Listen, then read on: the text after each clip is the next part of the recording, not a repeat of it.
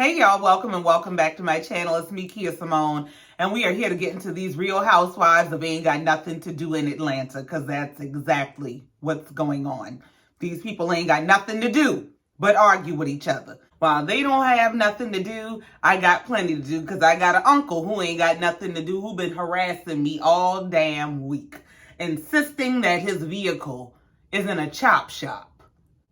It's a 1987 Ford Crown Victoria that he dropped off at the mechanic 2 weeks ago, and he insists that they want to break it down and sell it for parts. I fast forward to the end of the week and the car is fixed like the people said it would be, and now he's ready to go steal his car back. Child, y'all pray for me. Let me just try to get through this review, because please be sure to like, share, comment, and subscribe. So this episode kicks off with Drew showing up at the dinner that Sanya is hosting with her mom. She tells Sanya, hey, look, you invited me and you didn't disinvite me this time. I like Jamaican food, so I come in peace as long as you got a plate. What's up? So the ladies all sit down for dinner, and Sanya pulls out her Olympic gold medals. She decided to bring them and use it as a prize for her dirty wine contest. I don't care how much of a champion, how much of an athlete. I do not care. It's weird. It's just weird to bring all of your medals to a dinner with your new girlfriends and say, I just assume they've never seen an Olympic gold medal, and and it doesn't hurt to remind them what a champion looks like. Sanya. Like Drew said in the confessional, you don't see Kenya bringing her Miss USA crown. You don't see Kandi bringing her Grammy everywhere she goes. Why would you bring your gold medal? What kind of... I'm so disappointed in Sanya, it's not even funny. So after Sanya parades her medals around, she decides to address Drew in front of the group again. I've been wanting to talk to you for a while. I've been trying. And Drew said, why didn't you try to talk to me when you were in my room getting your makeup done by my makeup artist for free? Ain't this what Portia did to Drew last season? I think it was Portia and Drew, where Drew didn't pay the makeup artist or something. At this point, the conversation goes left because Sanya is pissed that she feels like Drew is trying to play her about not paying a makeup artist.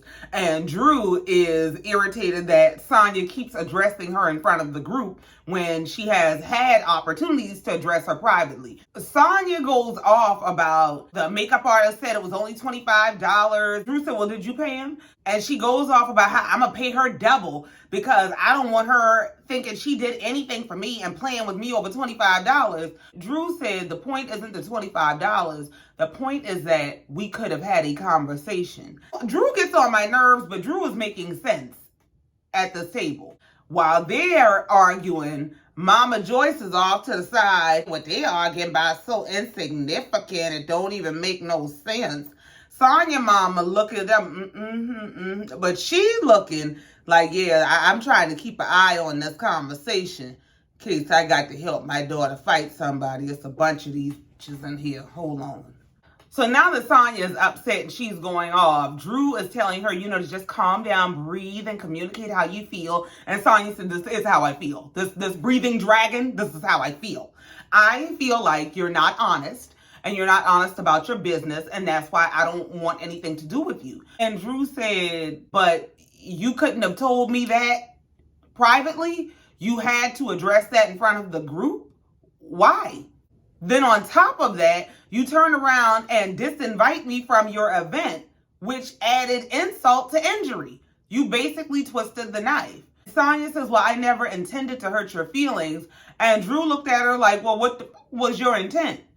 Sanya gets upset at the faces Drew is making, and she said, I hate when you make those faces at me. Drew starts saying, well, I can't help the faces I make. Sanya's mom jumps in, give her the same respect. Now everybody looking like, oh, her mom about to jump in, and things change when people mama jump in. Let's everybody just take a step back, because now Sanya mama mad and about to slap the shit out of Drew. And Sheree is in the confessional saying, now, when you done piss somebody's mom off, you know you talk too much. Drew just needs to shut the hell up sometimes. Drew is a provocative victim. She did keep over talking Sanya. She will poke and poke and poke. She did keep making faces. So she does little things to provoke the other party, especially if she feels like she's in the right. So as Drew continues to overtalk Sanya, she comes out and says, I think you're a clout chaser. And Sanya about lost it. Sanya said, clout chaser. I'm a clout chase off of you. Sanya said, I'm a 4-time Olympic gold medalist. Put some respect on my name. Can you say that's my type of read? After Sanya chin checks Drew with her medals and the whole table is ooh. Yeah, she told you. Drew decided we is finished and we is done. I done made my point. Now, Kenya, you catch the seat. Did you tell Kandi how you felt about them vibrating panties and stuff? Cause I'm y'all ain't about to drag me at this damn table. Kenya said, well, since you insist on inviting me to your mudslinging fight, well, yes. While we were in New York, I was quite uncomfortable with Kandi giving us these vibrators to use. And Kandi's like, well, uncomfortable because of what? Like, Kenya said people were zapping other people's drawers. What you mean? So here comes Mama Joyce. Well, if you don't want to wear it, don't wear it. If you don't want to wear the damn thing, don't wear the damn thing. You ain't got to wear it.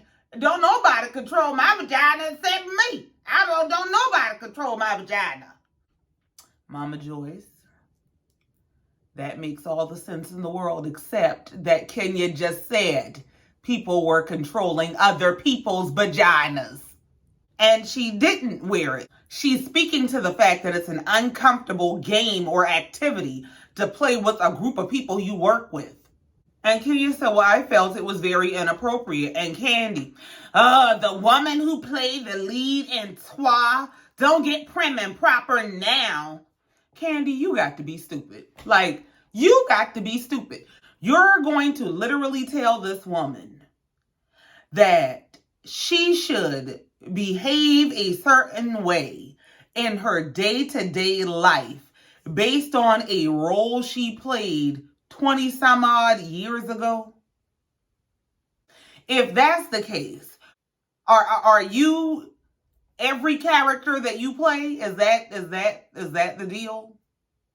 Now, if you struggle with separating fiction from fact, you need to let somebody know that and get the help you need. Playing the lead in Twa is called acting, and giving vibrating panties to your cast of coworkers is called inappropriate.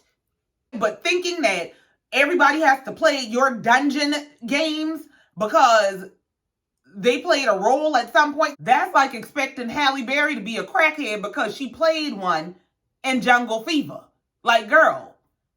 And then she's in the confessional saying Kenya has all these crazy sex stories, but now she wants to clutch her pearls. And we know her history has been talked about, her history sexually. And then Marlo is in the confessional co-signing this about, Kenya slept with half of Hollywood. If Harlem Nights and I'm in charge of the girls was persons, I mean, what? First of all, truth be told, the one I have heard the absolute most about is Kandi. So Kandi, as far as I'm concerned, has no room to be talking about what reputation somebody has for what roster they've run down, sexually speaking. Like you're even if it's the right message, you the wrong messenger all day, every day. And Marlo,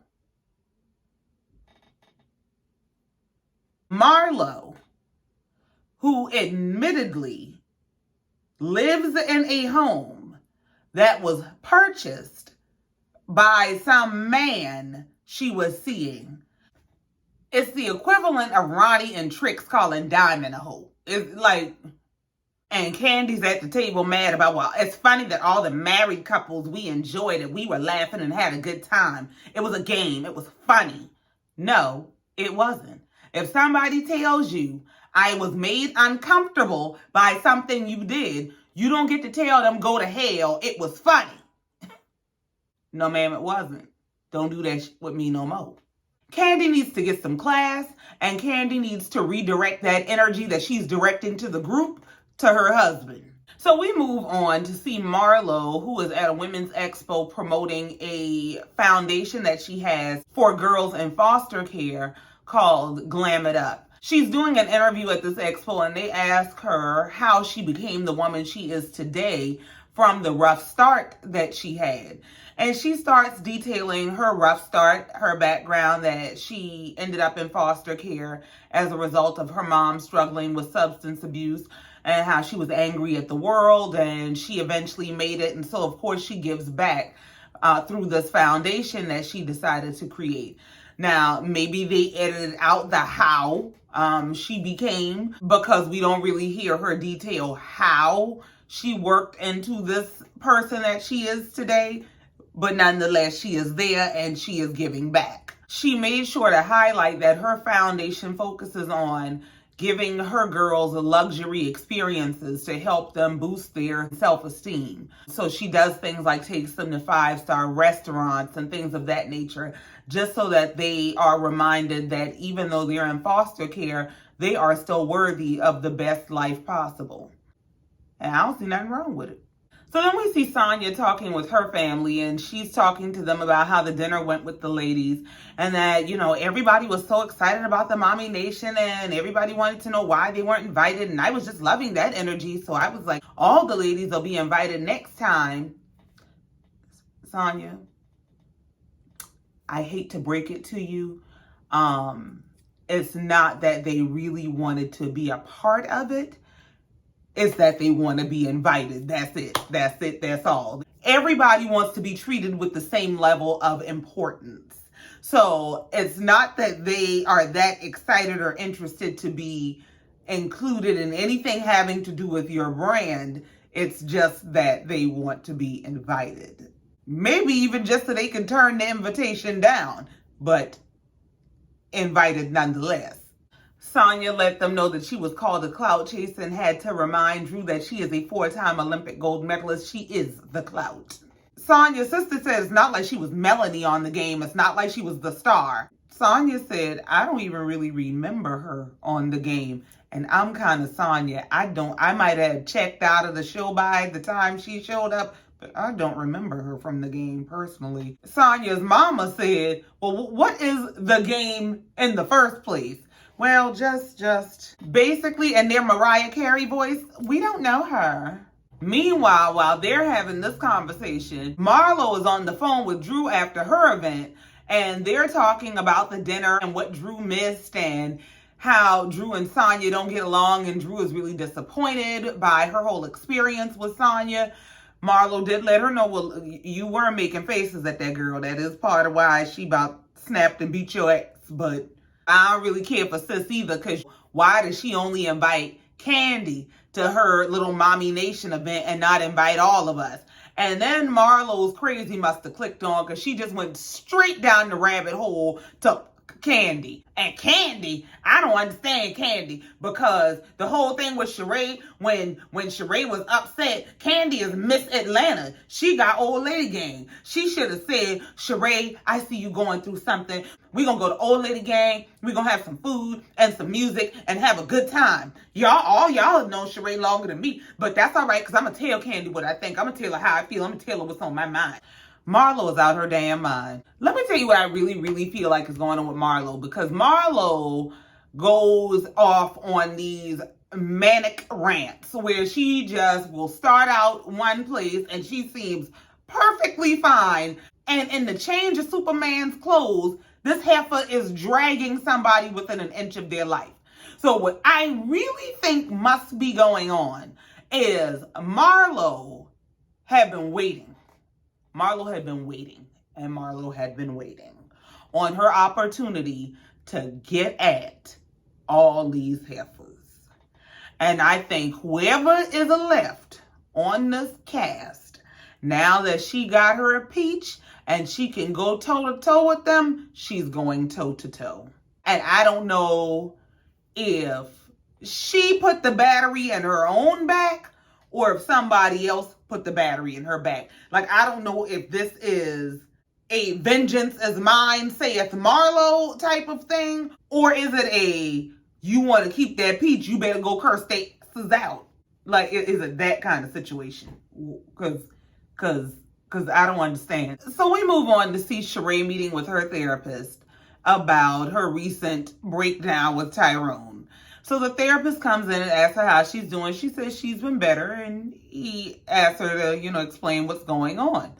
So she starts to explain how she was recently stood up by Tyrone. And the therapist starts to break down to her how a woman like herself is a fantasy to a man in prison. And Sheree's initial reaction is, as she drinks her tea. Since she ain't getting the picture, he goes into further detail to break this down to her.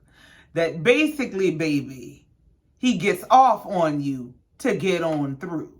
He's in that cell, dreaming about you, getting off and doing everything else that is going to take him to get through this bid. And that apparently killed the fantasy for her. Sheree started looking like, ew, what the hell? No. You need this level of truth because apparently you don't get it. And then not only would she be just a fantasy to him, if she is in any way connected to why he was locked up, or if she benefited from why he was in prison, like he was helping to fund that house, she's not only a fantasy, she's also a liability. She's a catalyst to recidivism. You might be a reason to go back to jail. And the therapist pretty much explains to her that that's what happened to his fantasy. It was a fantasy that he had to get him through this stint. And now that he's out and the fantasy is real, it ain't the fantasy no more. He asked her, how does that make you feel? She says, maybe a little bit stupid, maybe a little bit naive. And her therapist says, well, what do you do about that? Because that seems to be a repeating pattern. She said, what I've done at this point is I fled. And he says, so you're done with Tyrone? And she takes a deep breath. And he said, oh. Sheree says she can't say for certain she'll never talk to him again. Sheree and this man got to be mixed up in some kind of flim-flam scam together, because why else would you be so resistant to letting go of somebody who has openly humiliated you? Why? And the therapist says, well, here's what I would recommend. Back away for a while. And what is something that you can do to make you happy? And the funny thing is, that is advice that my grandmother gave to my mother, that my mother gave to me.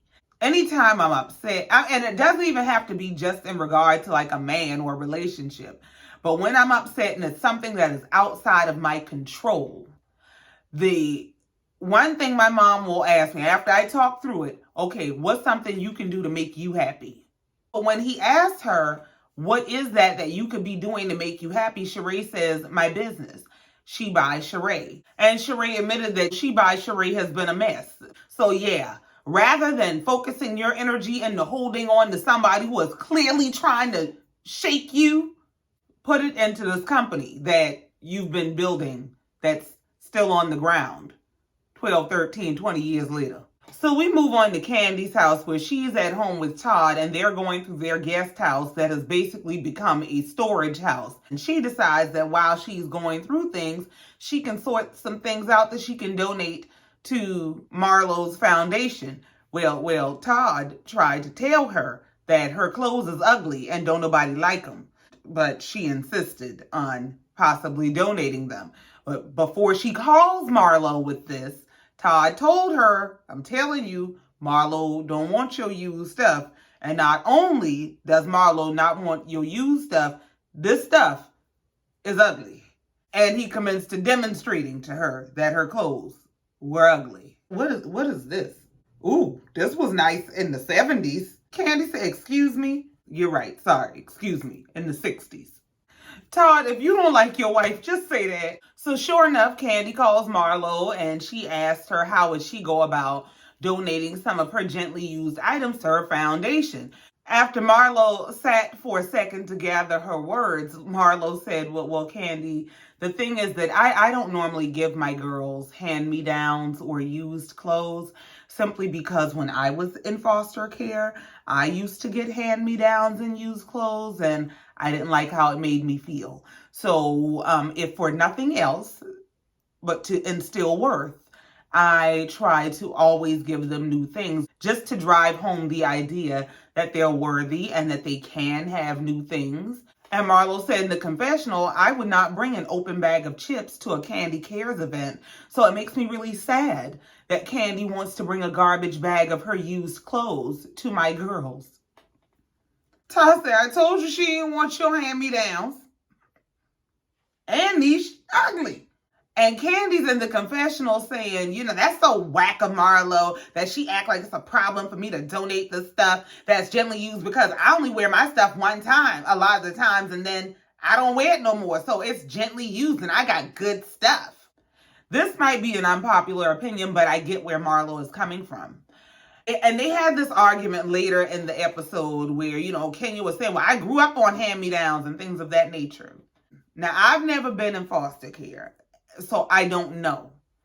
But I would imagine that there is a different sentiment attached to receiving hand-me-downs from people you love and look up to, and you like how they dress, and you get hand-me-downs from them. I think there's a different sentiment attached to that than there is with already being in foster care. So already dealing with some level of trauma and rejection and displacement. In that circumstance, the hand-me-downs may feel more like things people don't want than they feel like sentimental items with sentimental value.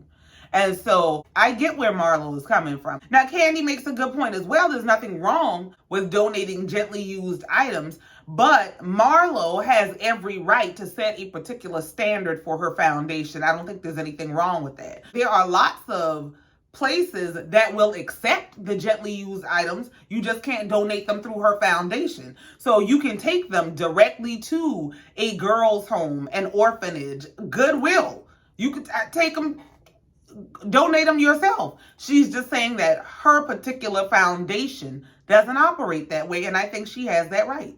So we move on, and we see Kenya and Sheree getting together for brunch. And first of all, is it me or were those shoes kicking Kenya's ass?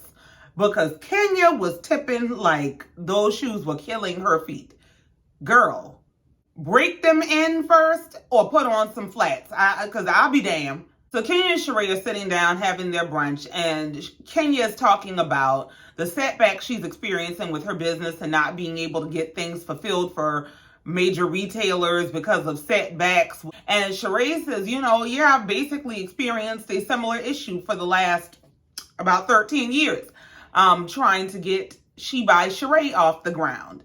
Sheree starts explaining that she'll meet these men who always want to help her. They'll offer her shoe deals and all sorts of things. And as soon as they get to the point of execution, they'll come out with, I like you, and try to make things personal. Kenya says, well, if that's the case, let's find you some female CEOs. And then she starts hacking up a lung. Sheree jumped back and said, ooh, girl, you still sick? And Kenya said, yeah, that's part of the reason I wanted to bring you here today. Kenya, I'm about sick of you. I'm about sick of you with inviting everybody to lunch to cough in their face. This triggers me. So Kenya starts telling Sheree how she doesn't appreciate Marlo being on this crusade to make her out to be a liar because I had on makeup and called out sick. Well, apparently y'all sick days is few and far between since you keep showing up to everything else sick. And I don't know how much more convincing they need with this girl hacking in their face that she was sick. Did she need to get you sick for you to understand that she was sick? Like, what would it take? And in the confessional, Sheree says, I believe Kenya at this point. I believe that she was sick. I believe she wanted to be there for me and she just couldn't be. And then I don't even think that that's the case. I think Kenya was absolutely there for her. And I think she was there for her to the best of her ability. She was there for her in the moment. She was there for her after the moment. And hell, if I'm sick, how you more mad at me than you are at the damn man that left you on the street? Girl, Bye. Then we move on to see the ladies getting together for lunch. And first to arrive are Drew and Sanya. They play nice and hug and sit there awkwardly until Marlo arrives. Marlo arrives and lets the ladies know that she's dealing with a lot in her personal life because her sister, whose children she has custody of, is currently incarcerated on a minor traffic violation. But the reason they won't let her out is because she clearly has mental health issues. And so the only way the judge is willing to release her is on the contingency that she goes to an inpatient treatment. But the sister is insisting on going to an outpatient treatment, which the judge is not willing to agree to. The sister's lawyer has suggested to have the sister's children talk to her on her next call so that they can maybe convince her to go to the inpatient program, because if she doesn't, the alternative is that she's going to go to trial where she's probably going to lose and end up going to prison for a year. So after Marlo explains her situation to Drew and Sanya, Kenya shows up. And here's Marlo. Oh, Kenya, you look good. Are you feeling better? Kenya said no. And here go Marlo lioness. Well, you look beautiful. Use a damn lie. Kenya looked like she fresh out of PTO days and on a final written warning, and she can't afford to get fired just yet. So she done slapped that damn wig on her head and showed up for work, even though she's sick and ain't got no damn babysitter. That's what she looked like. So the ladies talk about Sheree for a second, and, they tell her she's too fly to be dealing with a man who's going to leave you on the side of the street in your good fur and your good boots. Girl. So they cheers to that. Sheree mentions that Kandi is missing. Marlo said, yeah, she's in LA filming. But, Kandi called me the other day. About she had a bag of old clothes she wanted to donate to my foundation. About pissed me off. And Kenya said, Marlo, you doing too much. You tripping. I grew up on hand-me-down, so it's not that big a deal. Marlo said, when I grew up in those foster homes, we had a garbage bag full of used old clothes, used toys, and I'm just not going to subject my girls to that. I'm not doing that. And Kenya did make a good point in saying that you're emphasizing value on the wrong things, that you're teaching them that their value is in having designer and things of that nature. And I can get how Kenya is getting that message, but like I said, I get where Marlo is coming from. I think the message is that you're worthy of things that are your own, because you have to think about the fact that you're dealing with children who don't have a family to call their own. They don't have the basic things in life to call their own. What Marlo is addressing is the impact that has on self-esteem and self-worth. That's what she's trying to address, I think. So I don't think it's as rooted in materialism as it seems. On the surface, it seems materialistic and shallow and like it's about promoting luxury. But I really think it's deeper than that. And Kenya goes off about vilifying people because their giving is not enough for you. Now, that is the point. I do get that. You can have whatever standards you have for your foundation, and you can choose to not accept certain donations. However, you don't get to turn around and talk bad about this person and make them a bad person for wanting to donate used items. They're not a bad person, just their donations don't fit the standards or requirements for your particular foundation. And Kenya is already pissed off with Marlo. And so this really kind of is rooted in why she's mad at Marlo. And she uses this to segue into that. She said, you're vilifying Kandi just like you vilified me with this whole party about Sheree thing. Kenya said, it wasn't right for you to make me out to be a liar and accuse me of not being sick because I had makeup on my face. And Marlo says some stupid shit, but sometimes I think you just need to show up and show out. Bitch, what? What? If she's sick, she's supposed to show up and show out. Like, this is what's wrong. This is what's wrong with people. This right here is what's wrong. Like, one thing, it does not make sense to me. If somebody tells you, especially in the world we're in today, if somebody tells you they're sick, why would you pressure them to show up to satisfy your ego? And that's exactly what Kenya told Marlo. She said, your comprehension is very off. Marlo said, no, that wig is very off. Kenya said, yes, yes, it is. You're absolutely right. You're right. Because I had no more sick time and I had to come to work. And I used my last sick day when I called out for you and Sheree the other day. And so, yeah, it's a mess because I had to get to work. I got to take care of my baby. And I need a few more checks because I ain't got my plan in place for when I quit this damn job yet. And Marlo says, at the end of the day, no matter what, even if me and Kenya go back and forth, I'ma still always be there for Kenya. I'ma always check on her and make sure she's okay. When it comes to Kandi, I feel like Kandi could do more than she does. Like, Kandi is not the friend that she should be to people. And Sheree chimes in to say, I agree. I've known Kandi for a very long time, and I don't really feel like she's been a friend to me lately. And if she knew what happened with Tyrone, why would she not come check in with me, but go gossip with other people about it? So Sanya chimes in to say, well, I didn't really know how to address it at the time, but now that we've had this conversation, I know how to address those types of issues with you going forward. And since y'all were so upset that I didn't invite y'all to the Mommy Nation event, I decided I'll make it up to you and Marlo. Drew says, what about me that you had uninvited to the Mommy Nation event?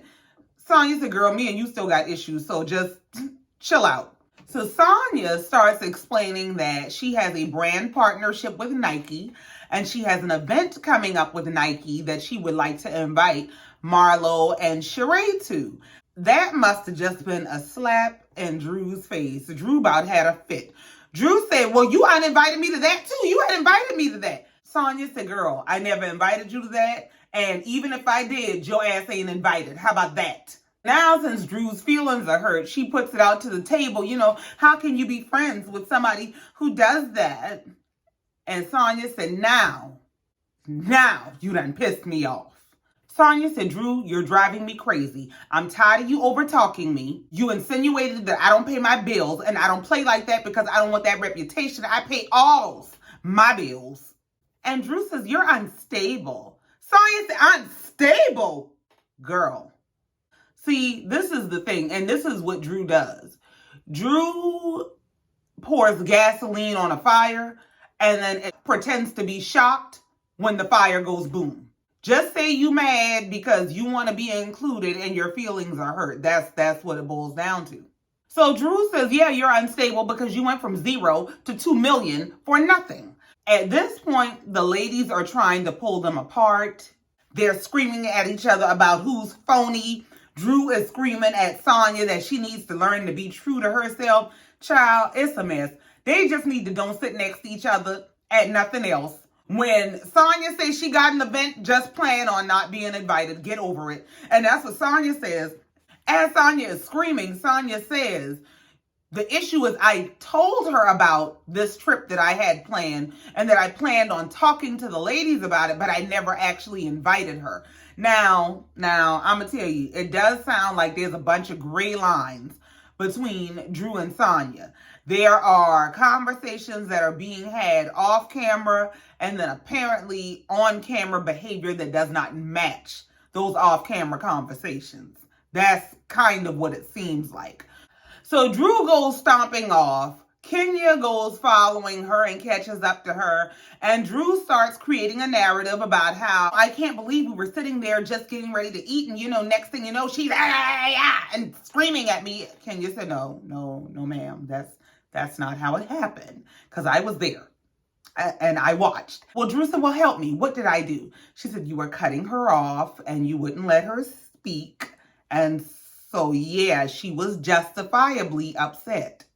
Drew refused to take accountability, hugged Kenya, and left. So the episode comes to an end with Marlo getting together with her nephews to do a video call with her sister and their mom, who is incarcerated. That did not go well at all.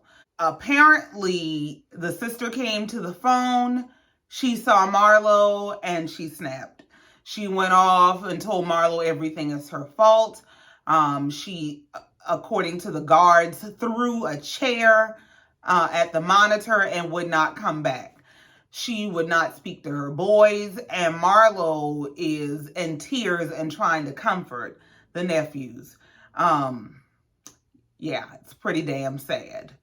All I can say is that I really hope that her sister is able to get the help that she needs, and that Marlo is able to successfully fill the role of being everything that these boys need. I do find it ironic that they showed a clip of her throwing in Kenya's face her lack of relationship with her mother. And here Marlo is having to comfort her nephews through the same type of scenario. You got to be careful how you treat people.